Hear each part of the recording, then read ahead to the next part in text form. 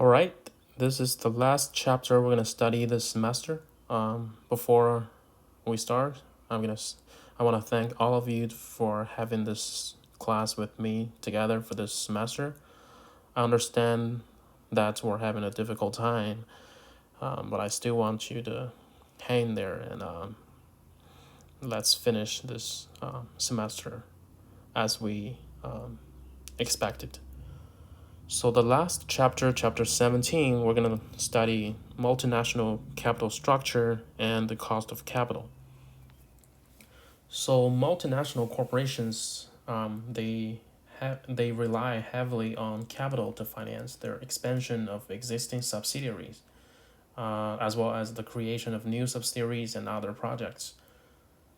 Because the MNC's decisions regarding its capital structure determine its cost of capital, and the cost of capital affects the profitability of its projects, the MNC's capital structure decisions affect its value.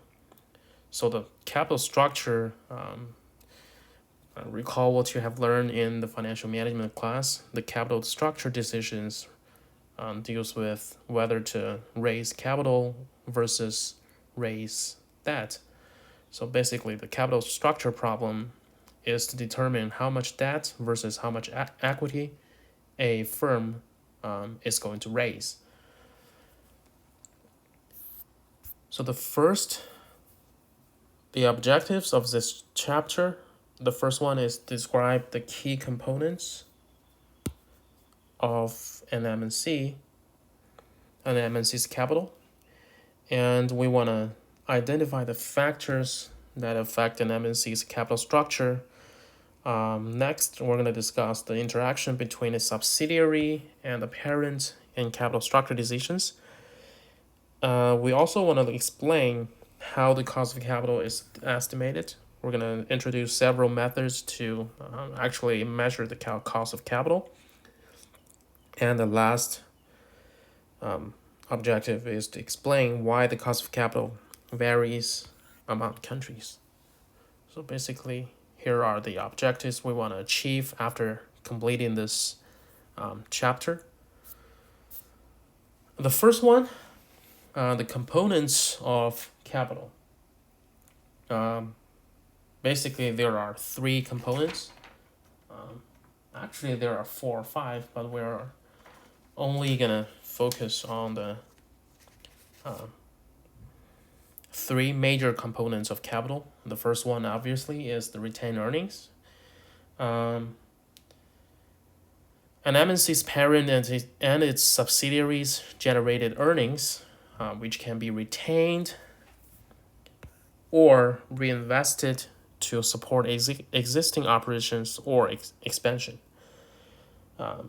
Each subsidiary could retain sufficient earnings to cover its expected operations, and also the parent might require that the subsidiaries remit their earnings to cover the parent's operating expenses in the near future, or the parent could use retained earnings to further expand its operations internationally by establishing a new subsidiary.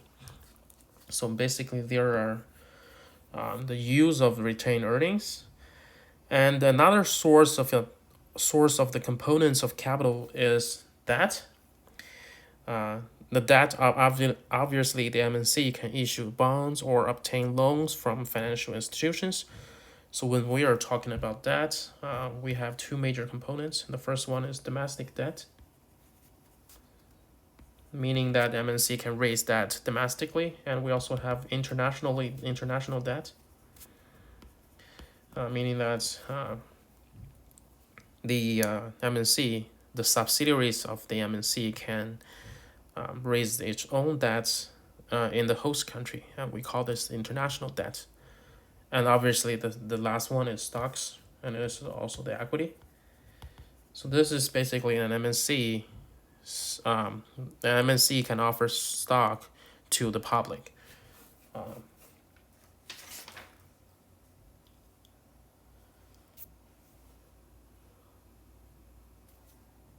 So next, we're gonna talk about the sources of debt. As I said before, there are 2 major types of debt that an MNC can raise. The first one is domestic bond offering. Basically, it means that the MNC can raise its debt domestically. So MNCs commonly engage in a domestic bond offering in their home country in which the funds are denominated in the local currency of the parent. And in this type of domestic bond offering, if the parent plans to use a portion of its proceeds to provide financing to any of its foreign subsidiaries, it must convert the funds into the subsidiary's local currency at the prevailing exchange rate. So which means that if an MNC chooses to do domestic bond offerings and the parent plans to use that to provide financing to the foreign subsidiaries, they're going to suffer the exchange rate risk, right? Because basically the parents should convert the funds into each subsidiary's local currency. In this case, they're going to suffer from the exchange rate risk. Well, the MNC can also engage in global bond offering obviously with the help of an investment bank. So in this case, it can simultaneously sell bonds denominated in the currencies of multiple countries. In this case, the focus is on obtaining funds from a few countries where large subsidiaries are in need of financing.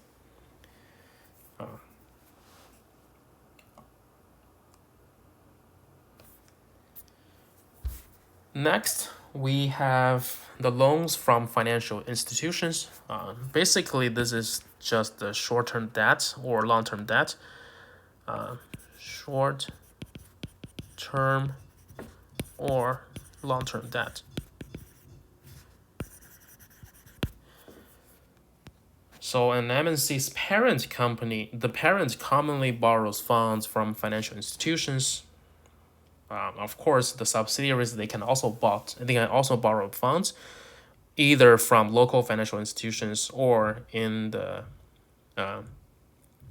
parents will borrow the funds and then provide the funds to each of its subsidiaries. So the loans from financial institutions to MNCs typically specify an adjustable interest rate that changes every 6 months or 1 year. Remember here we are talking about adjustable interest rate. This is not a fixed. And of course, this adjustable interest rate must be in accordance with the annualized interbank loan rates in the same currency. And this rate is often known as the LIBOR rate.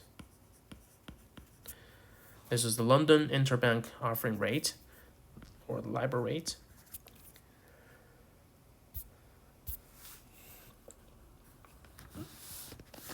And the last, and another source of equity, another source of capital is equity. And we also have two major different types of equity. We have, obviously, domestic equity offering, and we also have global equity offering. So the first, domestic equity offering, and MNCs can engage in a domestic equity offering in the home country of the parent, and the funds are denominated in their local currency. So the parent may distribute a portion of the proceeds to their subsidiaries. In this case, any funds transferred to subsidiaries must be converted into the subsidiary's local currency as well. In this case, as we said, the parent and the subsidiaries will suffer from exchange rate risk. Anytime you transfer funds from one currency to another currency, you're going to suffer from exchange rate risk. So this is one disadvantage of domestic equity offering. And most current MNCs obtain equity fundings in their home country, but some they want to pursue a global equity offering in which they can simultaneously access equity from multiple countries. So their efforts in placing the stock are focused on a few countries where they have large subsidiaries that need financing. In this case, the stock will be listed on an exchange in the foreign country and denominated in the local currency, so that the investors in that country they can sell their holdings of the stock in the local stock market. Similarly, the investors in a foreign country will be more willing to purchase shares in a global equity offerings if the MNC country will be more willing to purchase shares if the MNC places a large number of shares in that country. This is the global equity offering. Next, we're going to evaluate the influence of corporate characteristics that might determine the capital structure of an MNC. As I said before, the MNC's capital structure decision involves the choice of debt versus equity financing. So these are the items, these 5 items that may determine an MNC's choice between debt versus equity. So we're going to evaluate each of these characteristics. We have MNC's cash flow stability, the MNC's credit risk, MNC's access to retained earnings, MNC's guarantees on debt, and MNC's agency problems. So the first one is the cash flow stability. So multinational corporations with more stable cash flows can handle more debt, right? Because in this case, there is a constant stream of cash flows that an MNC can use to cover periodic interest payments on debt. And conversely, MNCs with erratic cash flows may prefer less debt because they're not assured of generating enough cash to make larger interest payments on that. And MNC that is diversified across several countries may have more stable cash flows because the conditions in any single country should not have a major impact on their cash flows. And this is pretty much the same as the concept of diversification. So if an MNC has several businesses in several countries, so even if one country goes bad, the other countries may still generate enough cash flows to the MNC. So this is the first one, the cash flow stability. And the second one is the credit risk. So multinational corporations that have lower credit risk may have more access to debt, to equity, to credit. Because an MNC, in this case, the MNC is more stable. So the creditors may be more willing to lend money to that type of MNCs. And of course, the MNCs with assets that serve as a collateral are more able to obtain loans and may prefer to emphasize debt financing, because in this case, if the creditors view the MNCs as stable or valuable borrowers because they can provide collateral, in this case, the creditor may be more willing to lend funds to the MNC. So in this case, the MNC may be more emphasized on the debt financing. And the third one is the retained earnings. Of course, highly profitable MNCs, they may be more, they may be able to generate more retained earnings and also finance most of their investment with retained earnings. In this case, these type of MNCs, they're gonna rely heavily on equity intensive capital structure because they can use their internal equity to finance their needs.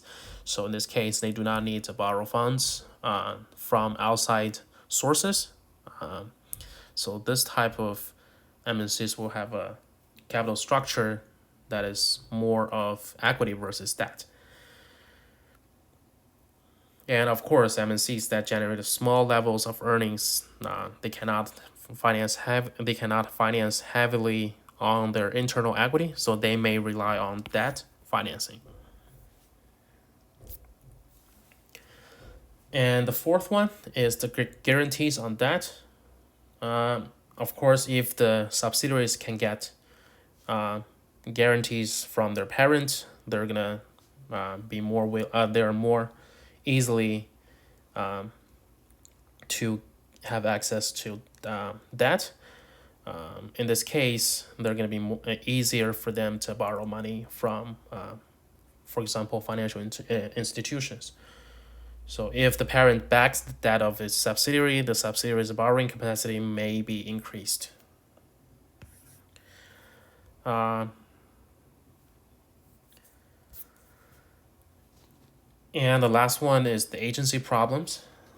If a subsidiary in a foreign country that cannot easily be monitored by investors from the parent country, in this case, we say the agency costs are going to be higher. And in this case, the debt financing can serve as a monitoring, can serve as a way to discipline. This is generally the monitoring device to a subsidiary. So in this case, if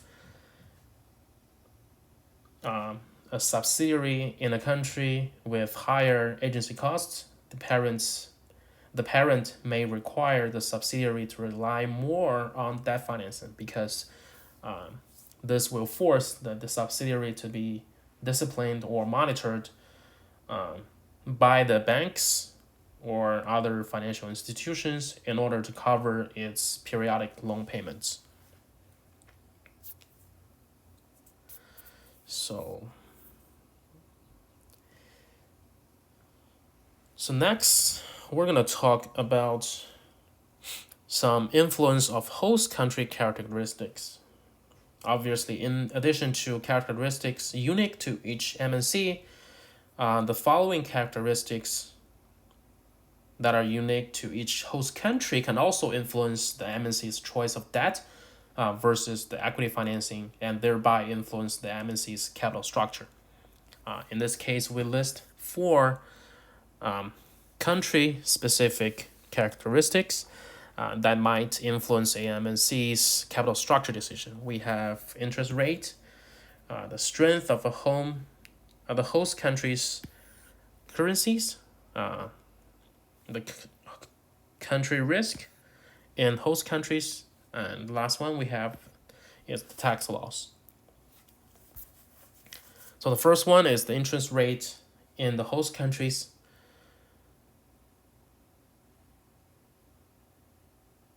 Of course, the price of loanable funds, which is the interest rate, can vary across countries. So consequently, an MNC's preference for debt may depend heavily on the cost of debt in the countries where it operates. So if the interest rate in a subsidiary's country appears excessive, then the parent may prefer to provide its own financing for projects rather than having the subsidiary to borrow in that country, because that's going to cost the subsidiary more money to operate. So that's the influence of the home countries, the host country's interest rates. And the second one is the strength of host country currencies. So if an MNC is concerned about the potential weakness of the currencies in its subsidiary's host country, it may borrow in those countries rather than rely on parent financing. If the subsidiary's local currency is expected to appreciate, meaning that it's strong, then the subsidiary may retain and reinvest its earnings. The next characteristic is the country risk.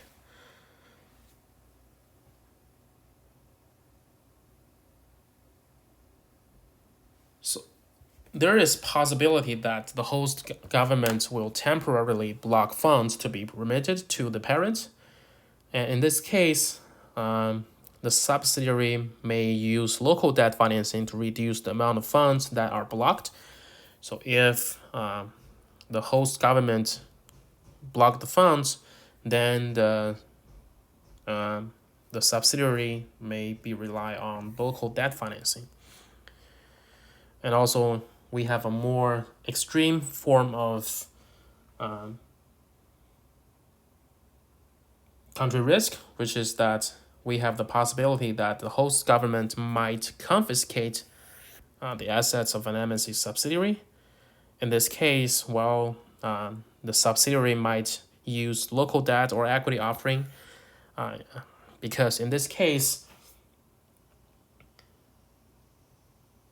the local creditors that have loaned money will have a genuine interest in ensuring that the subsidiary is treated fairly by the government. Under these circumstances, the local creditors will have to negotiate with the host government to obtain all of or part of the funds they have loaned. After the host government liquidates the assets, it confiscates from the MNC. But basically, in order to get support of local creditors and minority shareholders, the subsidiary they may choose to use local debt or equity offering. The next is the influence of the tax laws. The foreign subsidiaries may be subject to a withholding tax when they remit earnings to the parent. So using that reduces the amount of money that is going to be remitted periodically, and this is also going to reduce the parents' withholding taxes.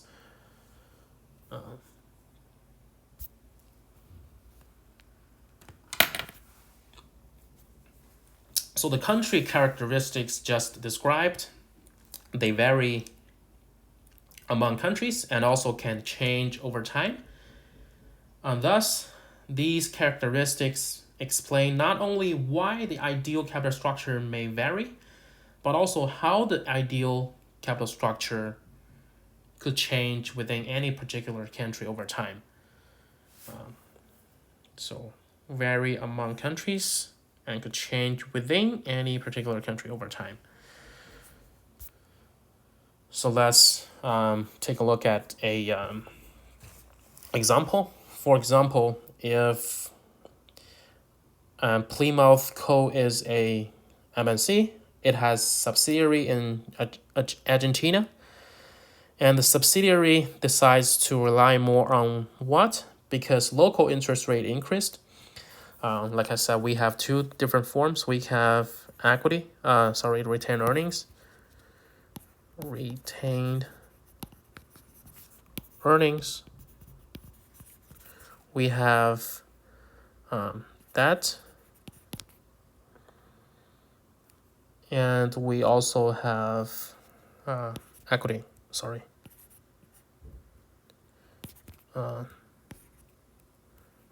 Retained earnings and debt and equity financing. So in this case, the local interest rates are increased. So we can see that the subsidiary will rely more on retained earnings, right? They are not going to borrow money locally because the cost is going to be higher. So they're going to rely more on retained earnings to finance, and therefore cause the cost of local debt to increase. Thus, its capital structure will become more what intensive. Of course, this is going to be more equity intensive because the debt is going to be lowered, as well as a result, the equity level is going to be increased. So in this case, we call it equity intensive. And the parent of Plymouth Co. is concerned that the Japanese yen will depreciate substantially in 2 years. It instructs its subsidiary in Japan to remit all earnings to the parent over the next year before the yen depreciates. This is the typical movement that a parent may do when they anticipate that the subsidiary's host country currency depreciates. So consequently, the Japanese subsidiary cannot rely on what to support its operations. Of course, they cannot rely on retained earnings because they have to remit their earnings to their parent. So they cannot rely on retained earnings to support its operations, and they must rely more heavily on, of course, debt to support its operations.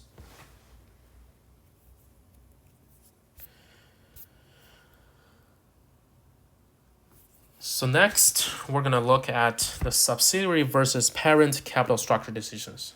First, the capital structure of an MNC's subsidiaries may vary because some subsidiaries are subject to conditions that favor debt financing, whereas others are subject to conditions that favor equity financing. Because the subsidiary's capital structure decision affects the amount of retained earnings that are remitted to the parent, so of course that decision affects the amount of equity contributed to the parent, and so affects the parent's capital structure. So thus, the capital structure decisions of subsidiaries affect the capital structure of the parent, and should be made in consultation with the parent.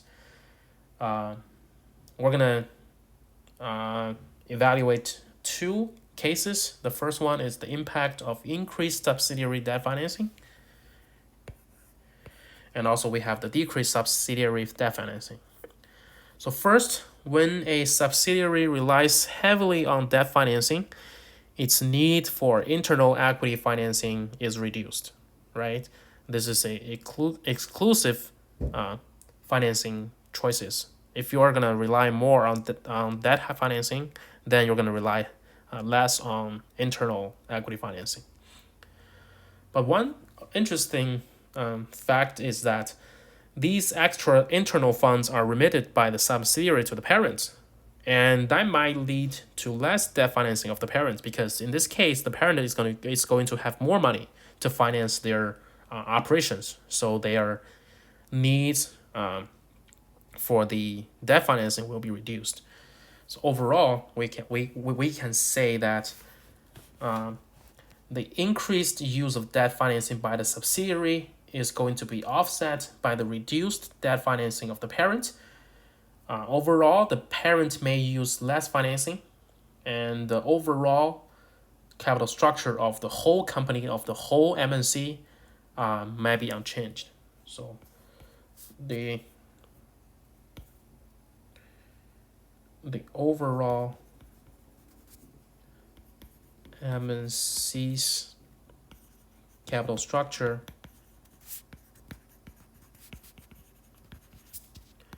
may be unchanged.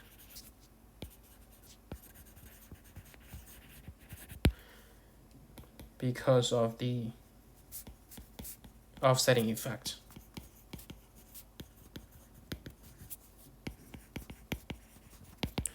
So what is the offsetting effect? If the subsidiary relies heavily on debt financing, then its parent may rely less heavily on debt financing. So this is a offsetting effect. And the same logic applies to the reduced subsidiary debt financing. Of course, if the subsidiary will need to use more internal financing, in this case, it will remit fewer funds to the parent and will reduce the amount of internal funds available to the parent. In this case, if the subsidiary has reduced debt financing, which means they're gonna rely heavily on internal financing. In this case, the parent will have less retained earnings remitted from the subsidiary. As a result, the parent might increase their need for debt financing. So the subsidiary's reduced use of debt financing is offset by the parent's increased use of debt financing, because the retained earnings remitted from the subsidiary to the parent will be reduced. In this case, we can also say that the overall MNC's capital structure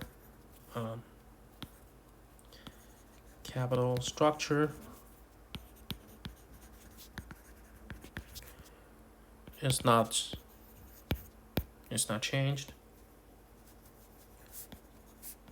because of the offsetting effect.